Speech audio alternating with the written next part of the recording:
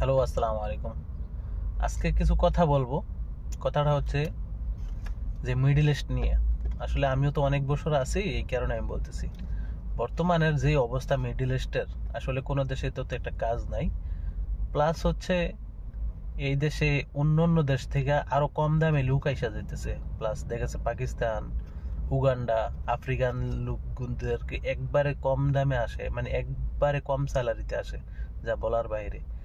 তো আমি অনেককেই হয়তো বলবো এই ভিডিওর মাধ্যমে যে যাদের সামর্থ্য আছে, মনে করেন আপনি এই 10 লক্ষ টাকা দিয়ে বা 8 লক্ষ থেকে 10 লক্ষ টাকার ভিতরে আপনার কুয়েতে যায় অনেক মানুষ।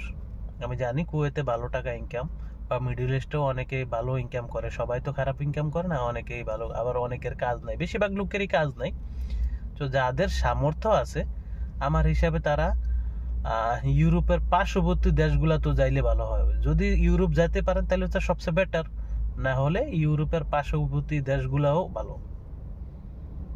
তো আমার হিসাবে মনে করেন, কারণ কি জানেন, এই দেশের আরবিয়ানরাও বর্তমানে অনেক বাটপার হয়ে গেছে। সবাই এক না, কিন্তু বেশিরভাগই বাটপার হয়ে গেছে।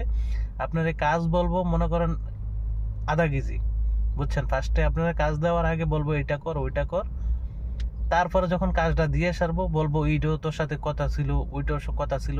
যেরকম গতকালকে একটা ঘটনা, আমি এক ঘরে কাজ করছিলাম, আমি নিছিলাম সিলিং এর জিপসন পেন্টিং, এই দুইটা জিনিস।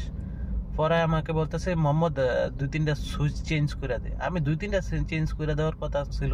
পেইন্ট যখন শেষ করে দিয়েছি, যখন কাজ শেষ, তখন বলছে আমার রুমের পুরাটিগুলা সুইচ চেঞ্জ করে দে। আমি বললাম এটা তো তোর সাথে কথা ছিল না। বলতে আছে এখন এগুলো সুন্দর দেখা যায় না, আর তুই চেঞ্জ করলে তোর কত মিনিট কাজ লাগবে। তা আমি বললাম যে আমি তো আর ফ্রি আসি নাই, আমি তোর ঘরে ফ্রি কাজ করব কেন।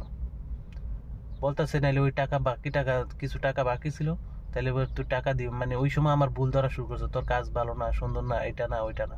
আমি বললাম এখন আমি সুইচগুলা না লাগাই দেখি আমার কাজ ভালো না?